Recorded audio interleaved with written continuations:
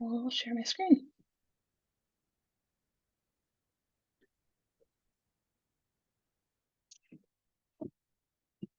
Okay, so yeah, we're gonna talk today about parasport pathways supporting development of para athletes into leaders. I'm also just going to do a quick land acknowledgement. So I'd like to respectfully acknowledge that the Steadford Center is on Treaty 6 territory, a traditional gathering place for diverse Indigenous peoples, including the Cree, Blackfoot, Métis, Nakota Sioux, Iroquois, Dene, Ojibwe, Saulteaux, Anishinaabe, Inuit, and many others whose histories, languages, and cultures continue to influence this vibrant community. Lorinda, would you like to do one for you as well? Absolutely. My name's Lorinda, and I just first want to acknowledge that I'm currently gathered here on Treaty 7 territory, which includes the Blackfoot Confederacy, comprised of the ancestral and traditional lands of the Siksika Nation, Piikani Nation, Kainai Nation, Stoney Nakoda Nation, Blackfoot Confederacy, and the people of the Tsuut'ina Nation. And this land is also home to the Métis Nation of Alberta. As someone who lives and plays in the outdoors, I recognize the privilege I have of connecting with nature on these lands. And through my adaptive outdoor activities, I've found strength, healing, and joy. And I'm deeply aware of the generations of care and respect Indigenous peoples have given to this land. I honor their enduring connection to these spaces and commit to being a respectful guest while fostering a deeper understanding of reconciliation and sustainability.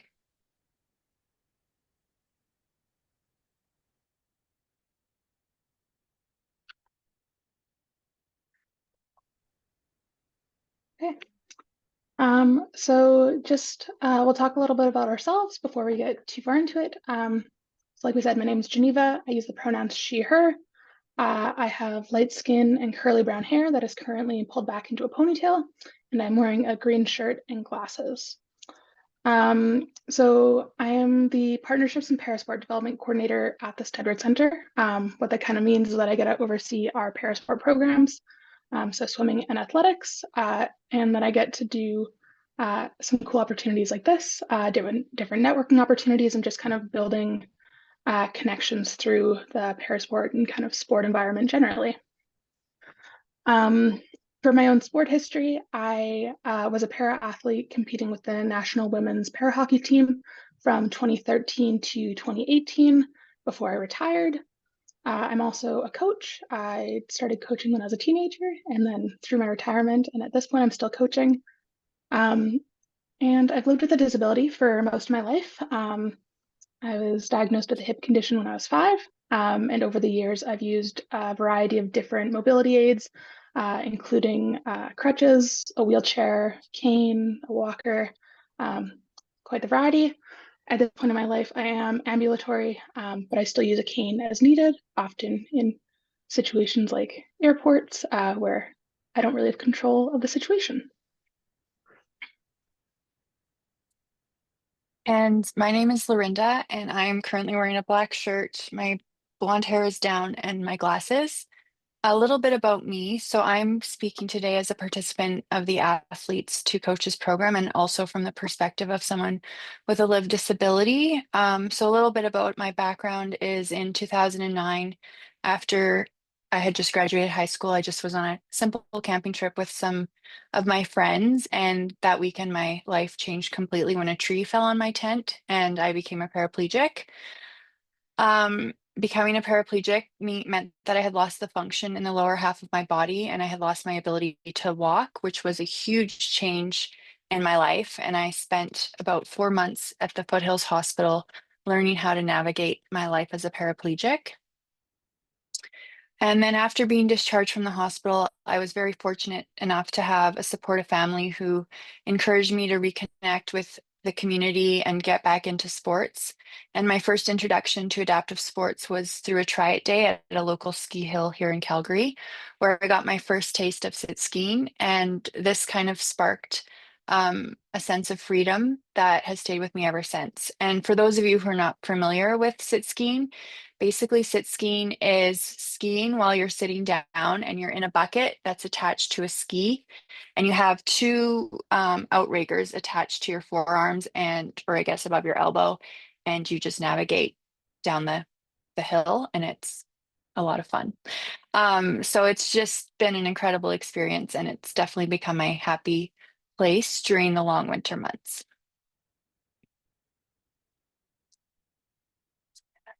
That's a little bit about me. Great.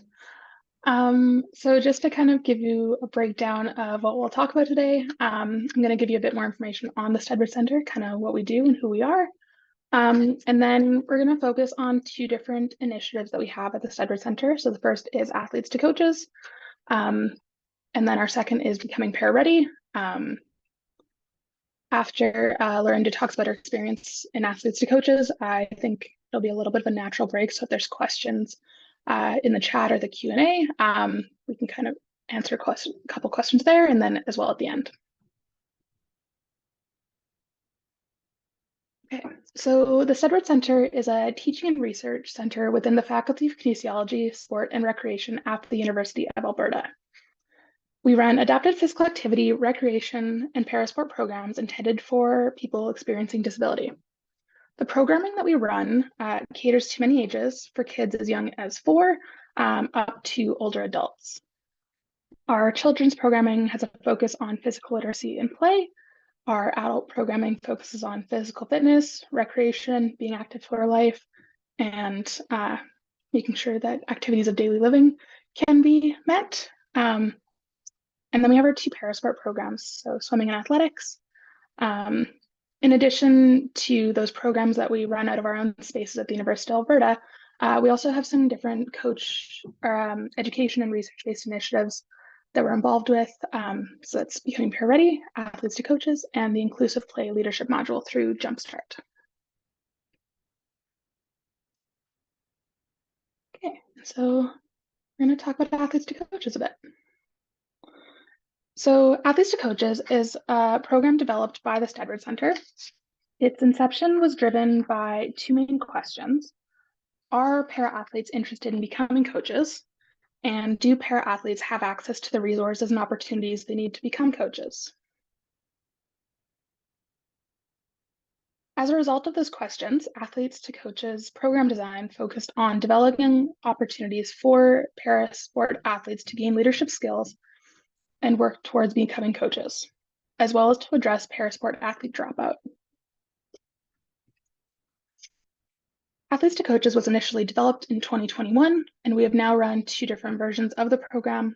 The first was the fall of 2021, and the second was last year, so from fall 2023 to winter 2024.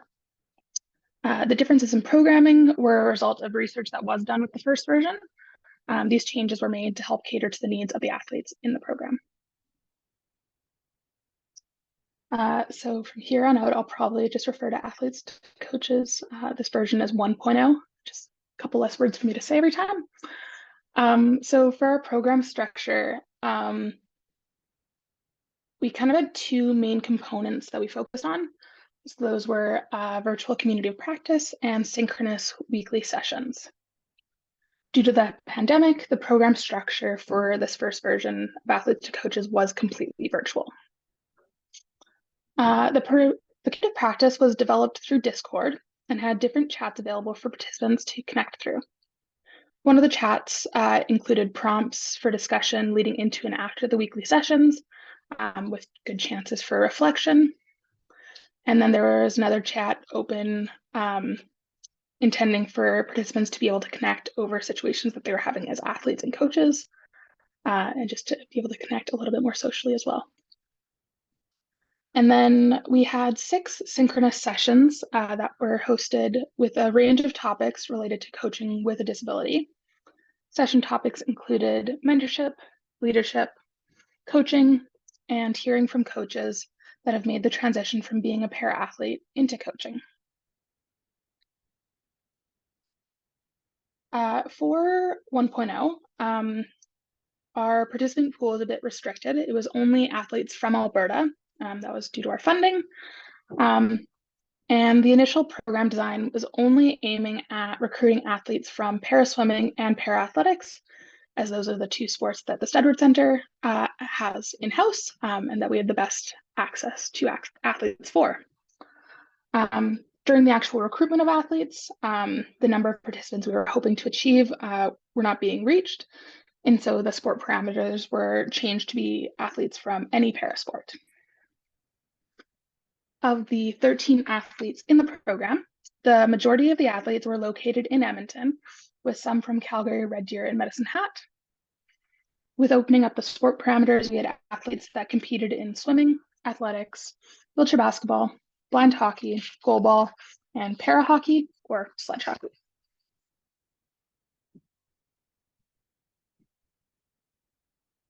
With the research that we did with 1.0, 3 key themes emerged. So the first was connecting with others, which referred to social aspects, feeling of community, networking, and mutual learned opportunities in athletes to coaches. One athlete said, I found athletes to coaches to be a great way to connect with other aspiring coaches across Alberta. I think it was a really cool opportunity to meet other para athletes from such a variety of sports in an online platform.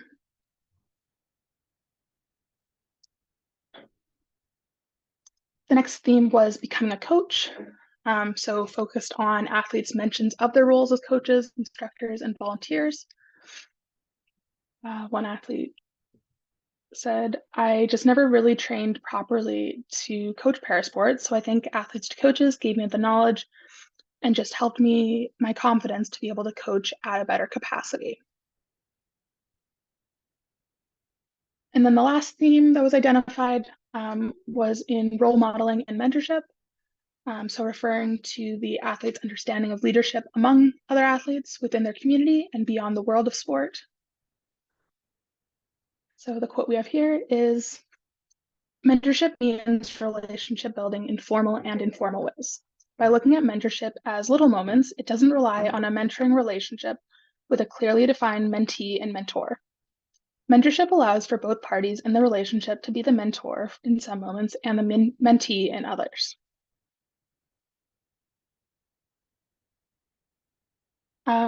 So from the first version, some of the kind of general pieces that came out of it that led us towards 2.0 were some of these pieces. So generally, athletes expressed confidence and self-efficacy in coaching and leadership. It was recognized that for many athletes, there were limited opportunities to develop as coaches. Many of the athletes in the program were still competing and training, so identifying time to focus on coaching often took time away from their own development as athletes in their sport. And then athletes were also unsure of their next steps, thinking about future opportunities, continued time commitments, as well as coach compensation. So that kind of is the overview of 1.0. And now we'll get into Athletes to Coaches 2.0, which ran in 2023.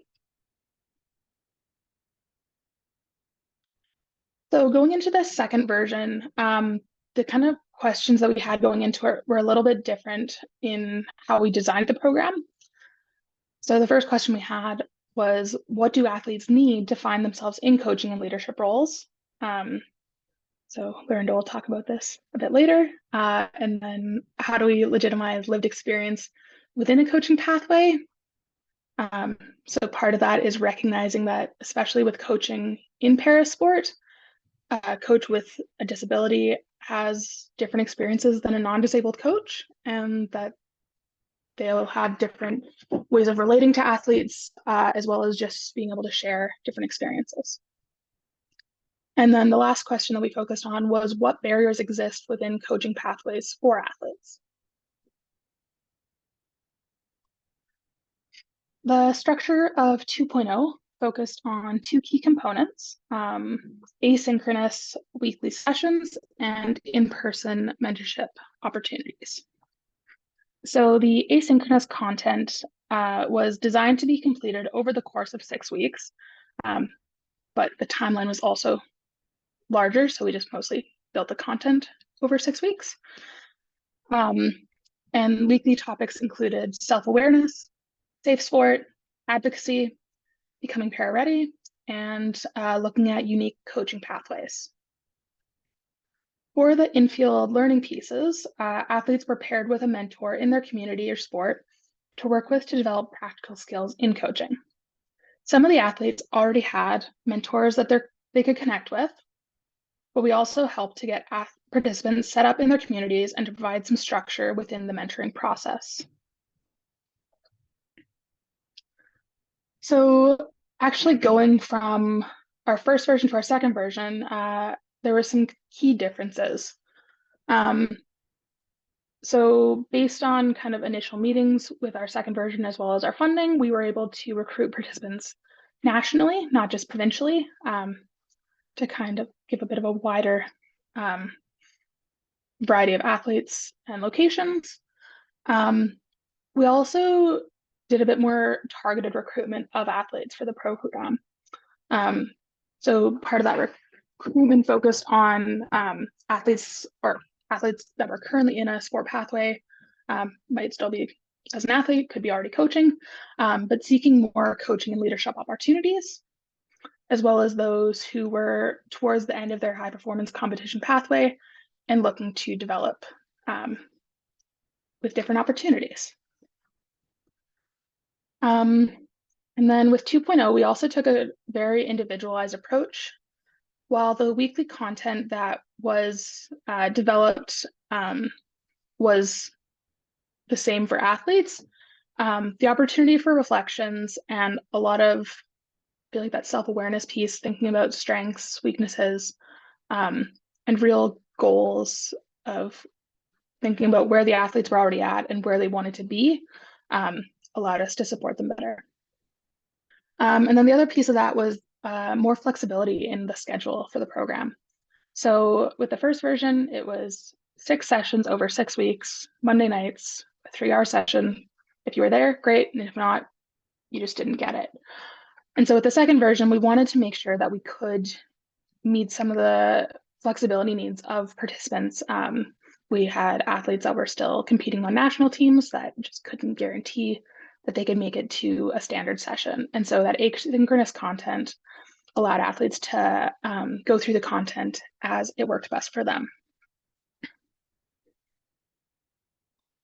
And then this is one of my favorite quotes by Billie Jean King, but I believe it sums up athletes to coaches as the concept of just really getting athletes with disabilities into those coaching roles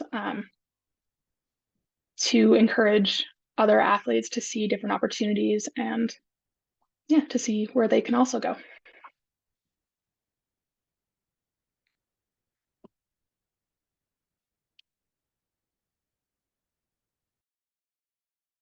I'm going to share a little bit about my journey of sit skiing. And like I had mentioned earlier, I started taking lessons through CADS Calgary, and every Friday night I'd be at COP learning how to sit ski and falling a lot in the snow and just genuinely falling in love with the sport.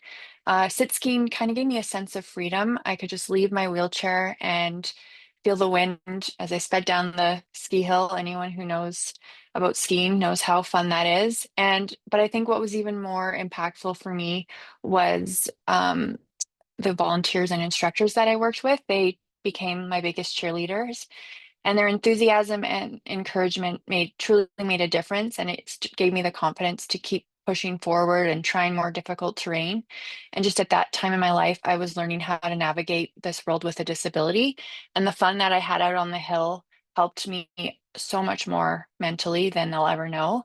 And I could just started to see like a community of people who were out in the outdoors having fun, and I just found a place where I felt like I belonged. So eventually, after a few years, I joined the Rocky Mountain Adaptive Sports Development Team and was skiing every weekend at Sunshine Village in Banff under the guidance of Jamie, the program's director. And from there, I really began to build my technical skills and learn more about racing. And this just gave me even more confident as an athlete. And I was also with other athletes who had similar experiences as me. We were just all out shredding the powder, having the best time on the hill. Um, During this time, I was also very fortunate to have found a kind donor who helped me purchase my very own sit ski. Um, I just wanted to touch on a little bit the cost barrier that exists for adaptive athletes. If anyone wants to take a guess in the chat or raise their hand on how much a simple manual wheelchair costs, if there's any guesses.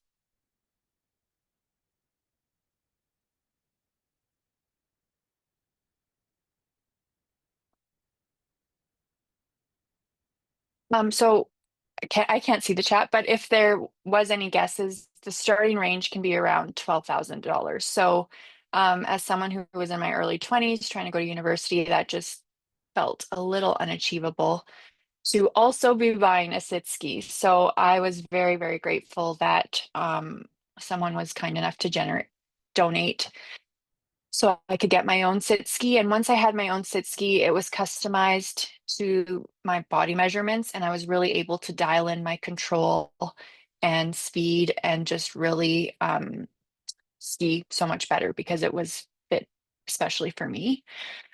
And then in the off season, unfortunately, I suffered a pretty significant back injury that ended up turning into a pressure wound, which for those of you who aren't familiar, those can be really dangerous and really life-threatening. So it kind of turned my whole life upside down, and I went from being very active in my community to just having to stay in bed and trying everything I could in my power to heal it. Unfortunately, I ended up needing to have a surgery, and I was in the hospital for 6 weeks recovering. And while I was grateful to be alive, I was also very worried about what my future would look like in sports because I knew that all of my sporting equipment would have to be refigured out and further customized so that I could ski safely. And unfortunately, in my situation, there was very little funding to support me to get any adaptive equipment. So I was trying to figure out something on my own, but nothing was passing my occupational therapy safety measures. So I was kind of just coming to this realization that my ski days might be over.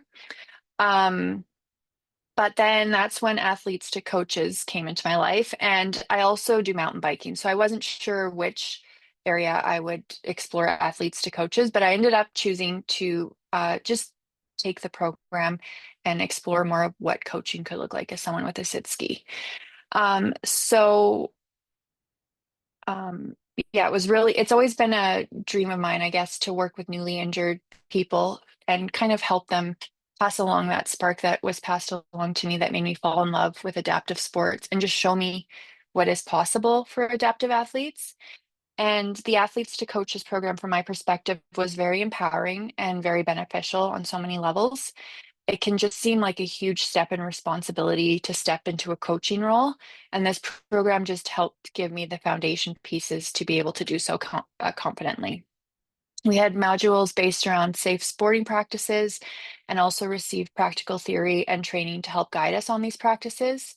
One of my favorite modules was done with Judy Human, the Judy Human module. She was a disability advocate in the States who has really inspired a whole generation of advocacy and teaching people how to advocate for their disabilities. And her story just and that module actually really left a lasting impact on me, and it just reinforced to me the importance of representation and advocating in whatever space we're entering, so our everyday lives will be easier, but also the next generation who's coming into the space with a disability won't face the same barriers that we are facing today.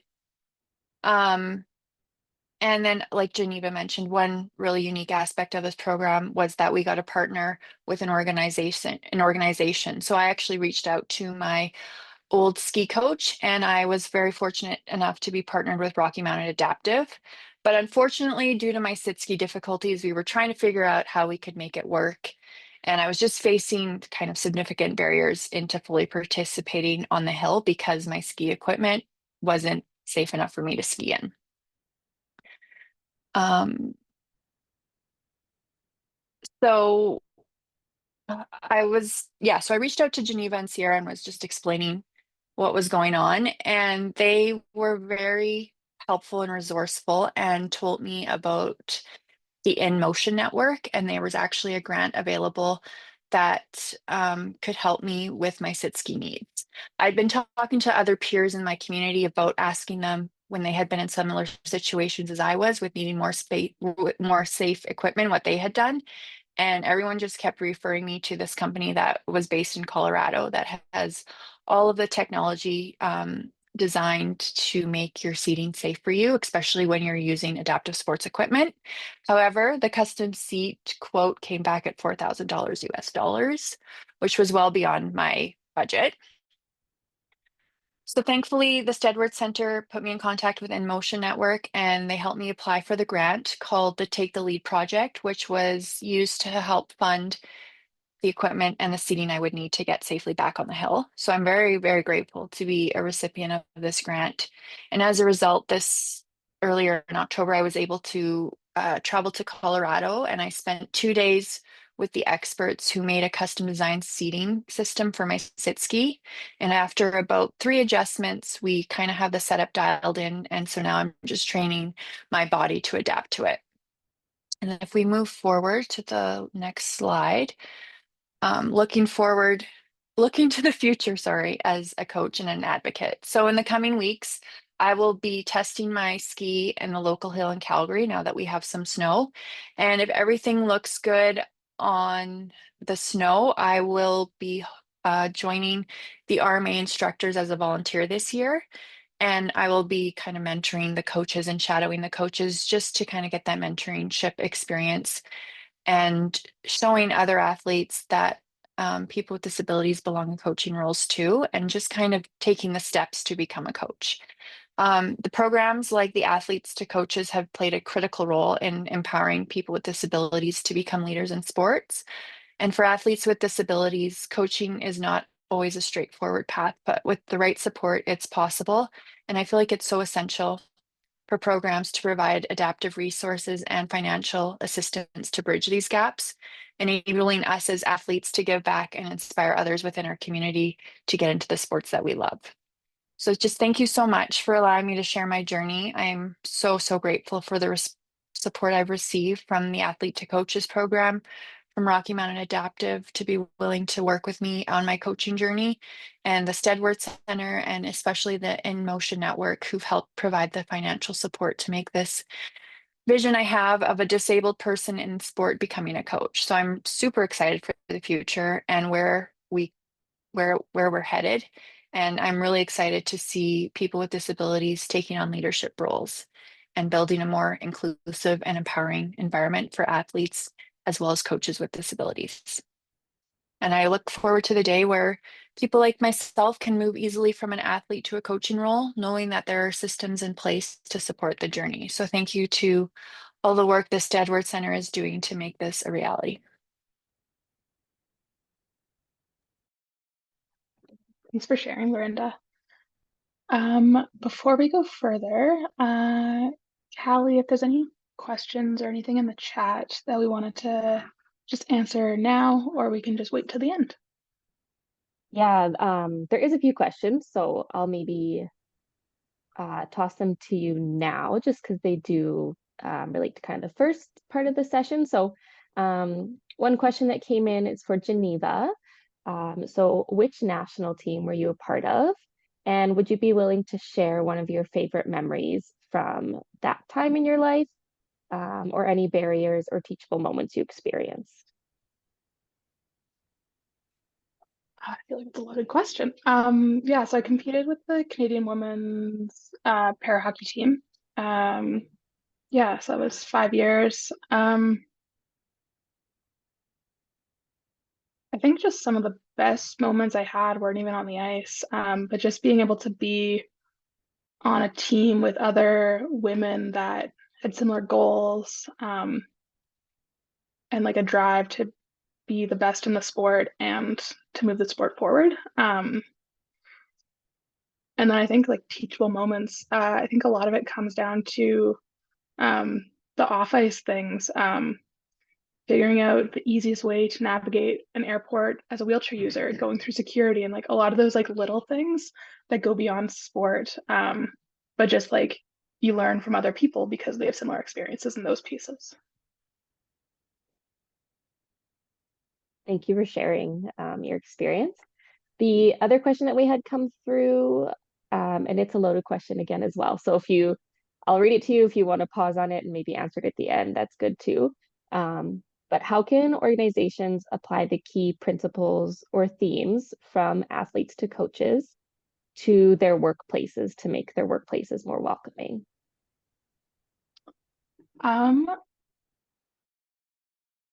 Won't go too much into that now because I feel like that's a perfect lead into the second part of the presentation, becoming pair ready. Perfect. Okay, well, those are all the questions we have for now. So again, if anyone has any other questions for either Lorinda or Geneva, you can put them in the chat or the Q&A, and we'll come back to them at the end of the second part of this.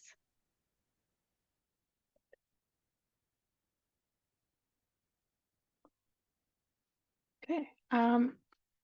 So yeah, now we're going to talk about becoming pair ready.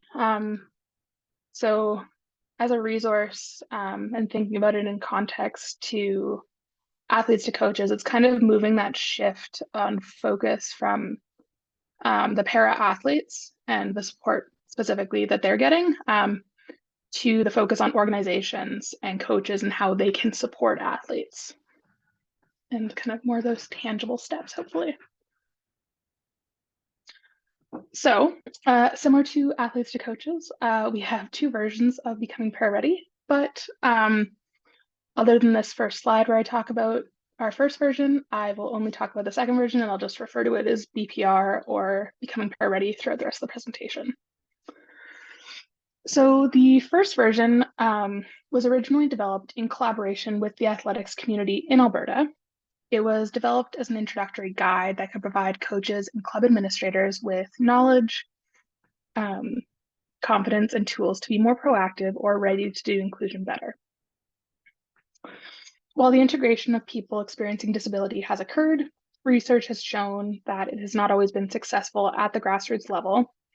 In short, clubs and coaches are not confident and prepared to support athletes experiencing disability into their clubs. The original guide introduces coaches and organizations to the ways that integration can be implemented.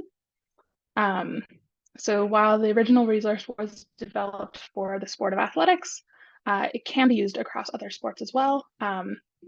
And that framework included 10 Ps. And so that was proactive, prioritize, policy, promotion, programming, people, place, pathway, price, and partnership.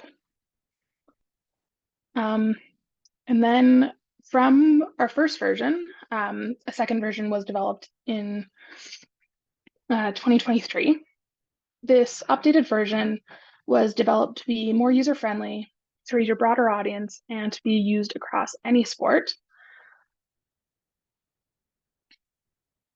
The three main categories of perspective, planning, and programming can be viewed as steps on your journey towards building an environment that is inclusive to athletes experiencing disability.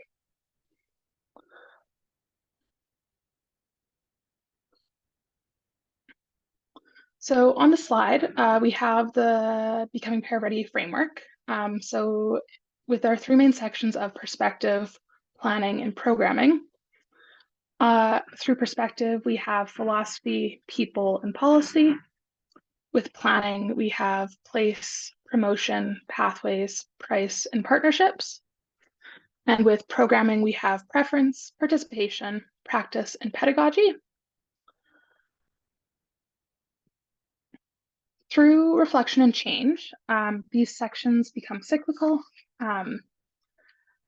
while getting through them as steps, kind of the 1, 2, 3, is great. Actually being able to go back and go through them again, seeing what worked well the first time, what might have not, what didn't get the focus, and really just keeping as a constant growth process, and recognizing that to be fully para ready,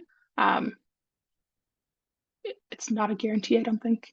I feel like becoming fully para ready, it's an ideal, but it's not necessarily the reality at this point. So just for this, I'm gonna just touch on 5 of the Ps. So under perspective, I'll touch on philosophy and policy. With planning, I'll talk about promotion and partnerships. And with programming, I'll talk about participation. Through Becoming Para-Ready, there are 5 key principles that'll go out through the entire document. So the first is be proactive. So that looks like planning for inclusion, taking initiative to improve inclusion for your program and anticipating the needs of others, and recognizing that all people benefit from an inclusive approach. 2, include the voices and choices of people experiencing disability. So centering the disability community in the creation of inclusive programs, including people with lived experience at all stages of your program and practice development and delivery. Be reflective and purposeful in your actions, recognizing that your attitudes and behaviors set the tone for disability inclusion in your context. 4 is that disability is one facet of identity. So considering intersectionality, people experiencing disability have diverse backgrounds, life experiences, and perspectives. And the last principle is that disability is a social construct and impairment is experienced on a continuum. So people experience impairments that might seem very similar, very differently. So if you know that someone has a disability and maybe they have the same diagnosis as someone else, that diagnosis itself has a continuum of what that actually means. Okay, so with perspective, I'll talk about philosophy and policy, and we'll start with philosophy. So philosophy is all about understanding your views on disability, sport, and society. So kind of a starting point for that is thinking about some of the following questions. What do you know about disability? Does someone in your family experience disability? A friend? Do you? What do you know about parasport? Have you coached para-athletes before? Have you been a para-athlete? Do you know about parasport or disability organizations in your community? What do you know about models of disability? Why did you get involved in sport? Why are you still in sport? And how do your biases affect athletes that you coach? So kind of from considering those views on disability, sport, and society, you can kind of narrow down some of those ideas into creating your own vision and values. And just to give a bit more background, I'll talk a little bit about models of disability just to get a bit more understanding there. So I've got 3 models on the screen. The first one is the medical model. So within that, it really focuses on the disability or the problem being completely internal to the individual. And so as an example, a wheelchair user that can't walk, it's their problem that they can't walk, basically. Within the social model, that recognizes that there are societal factors influencing and disabling individuals. So that might look like if you have a wheelchair user, from a societal perspective, not having a ramp or an elevator and only stairs disables the individual. And then kind of connecting the two and looking at it more holistically is the social relational understanding. So recognizing that social conditions influence coaching athletes with a disability, but functional limitations are real. And so recognizing that society can disable people, and it does, but also that physical limitations, whether someone can or can't walk, those sort of things are also there. And so they all kind of tie together. And then that last piece with philosophy is just kind of that vision and values. So really starting to consider what those are and how you kind of prioritize them within sport and out of sport. On the screen, I have mine. Some of my values include community, experience, growth, inclusion, and being an asset. And then a vision that I like to share is we ran a youth parasport summit a couple years ago. And coming out of the summit, the kind of collective vision and outcome was that we all wanted to see sport better than we found it. For all of us in that summit, we had disabilities, we'd been through parasport, and there's problem in the systems. I think there's problems in every system. And so as athletes and as leaders in our communities, we want to make the sporting environment better for the next generation and for those that are in it currently.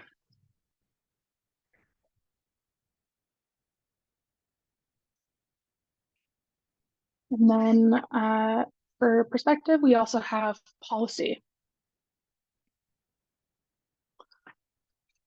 So that includes developing policy around inclusion, which allows you to keep yourself accountable and for others to keep you accountable.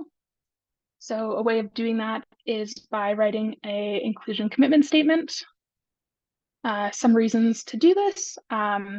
It tells members of your organization as well as the public that your organization is welcoming, accessible, and safe. It keeps everyone in the club accountable. It can make your organization more attractive to community organizations and sponsors, as well as partnerships. And it can make your organization more attractive for granting opportunities.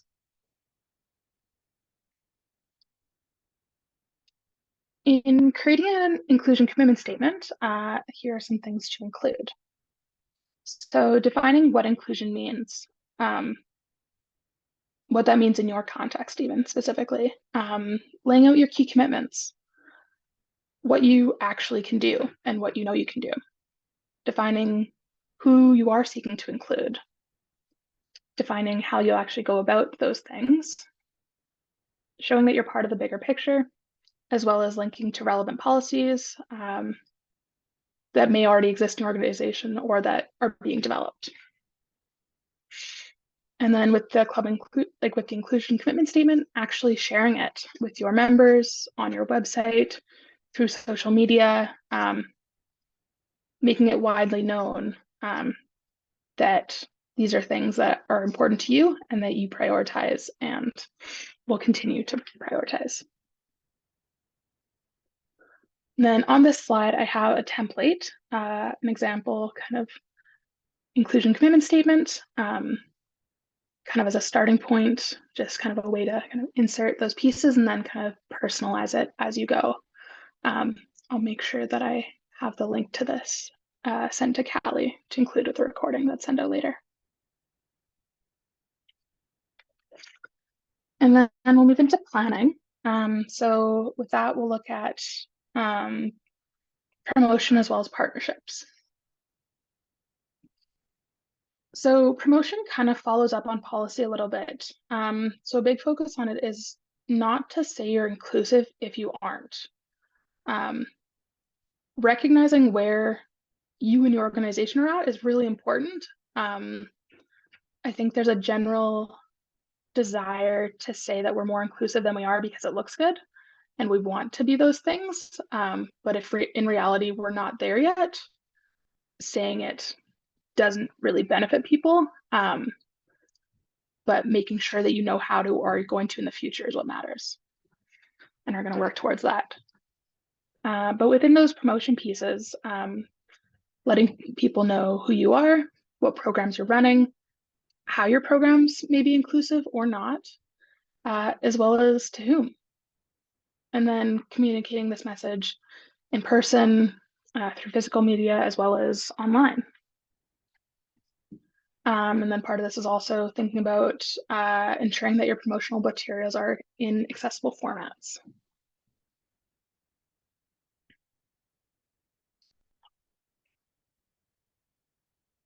So some of those promotion pieces, yeah, really considering who you are looking to include and thinking about what information they need to know to get involved, where you're sharing your information and how you're sharing it. Where you share it will really influence who you will have show up. What you're actually offering, being clear in what's available and what the goals of it are at the time. If you have coaching or instructor support available and people with expertise within parasport or adaptive activities, kind of what that looks like, and then what equipment's actually available, as well as keeping your staff and volunteers aware of what is being promoted so that when people ask them, they can already be in the know and talk to people about it.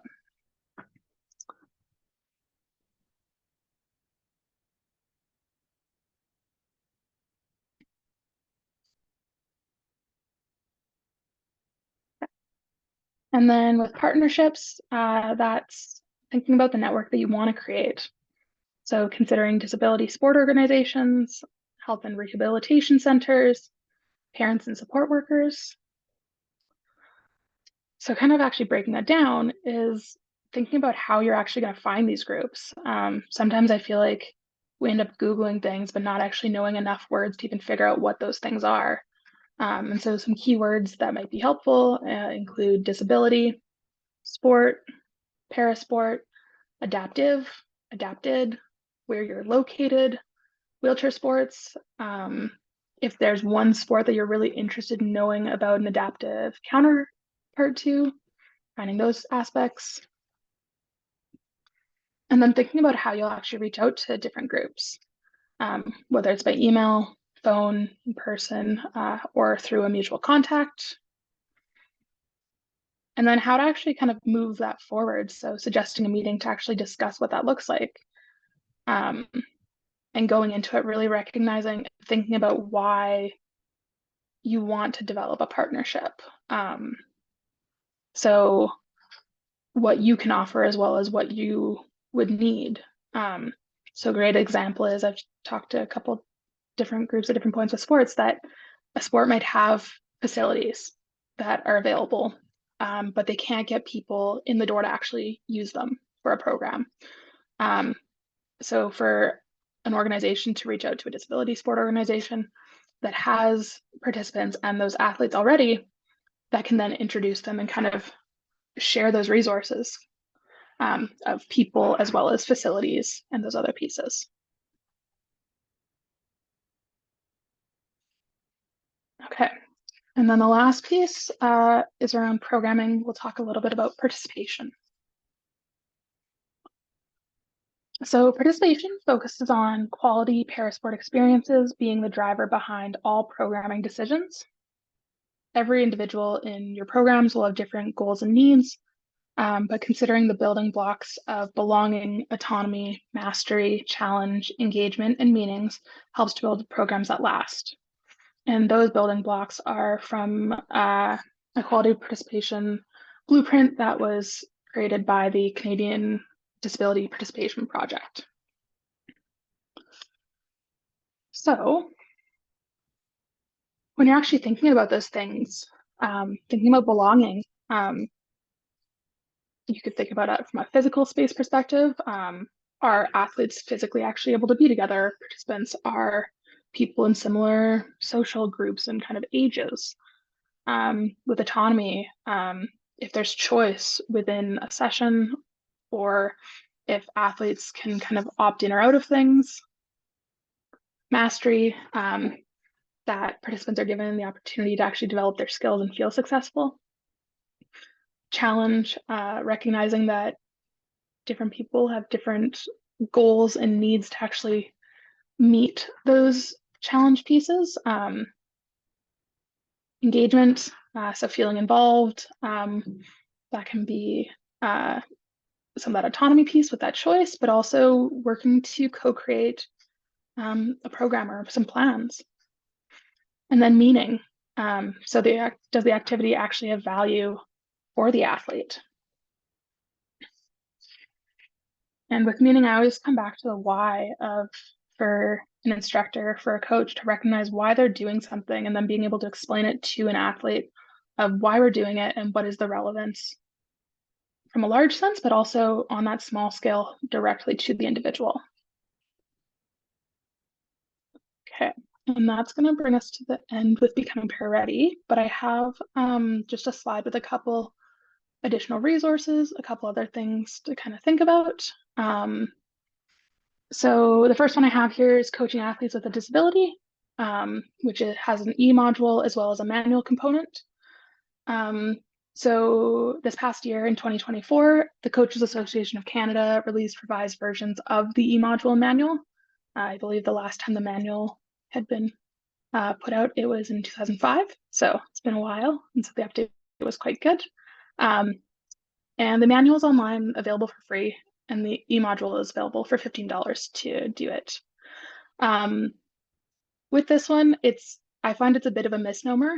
It is focused on coaching and sport, but a lot of the content focuses on understanding of disability and what that looks like in different contexts. So some of that falls into travel for sport, but if you're traveling anyways, then understand how that looks with the disability can also still tie in.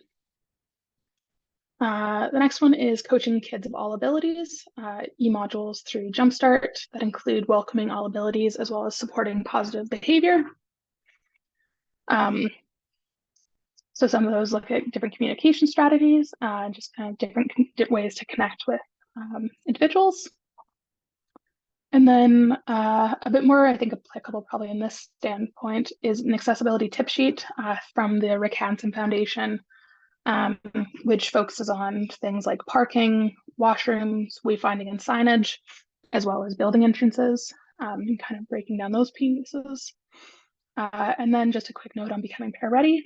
We do run introduction sessions that are kind of 1 hour full overview of the resource, with that time for questions that go further than just reading the resource, as well as workshops that can be customized to different contexts, whether that's sport specific or other things. So if that's of interest, you can reach out to me. And that is all we have. So thank you for everything, for listening to us today. And I think we have some time for questions. Awesome. Thanks, Geneva. There are a few questions in the chat here. So if anyone has any other questions, feel free to keep typing them in there. Let me see what we have. Okay, so one question that came in, and feel free, Geneva or Lorinda, to hop in, but generally, is there a lack of para coaches, specifically coaches who themselves have lived experience with disability? Yeah, I think the numbers are improving, but at this stage, it is very common that you have coaches in parasport that have never actually played the parasport or that don't have disabilities. And so it is getting better. I'd say some sports are kind of ahead in that standpoint, but yeah, still very much a piece to work around. What kind of barriers are there, do you find, when there are coaches leading the parasports that don't have that lived experience? I'd say understanding of disability becomes a big one. Just like there's things like it might be someone transferring into a sit ski or a sled and understanding how to support those athletes or those pieces. So I think that disability knowledge is a big one.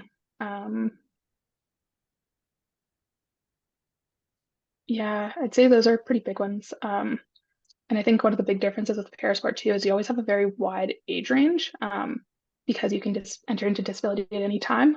It's not just like kids programming and those pieces. And so like I know with our swim program, we have kids as young as 5 and adults up into their 50s, just because that's the nature of when they're entering the programs.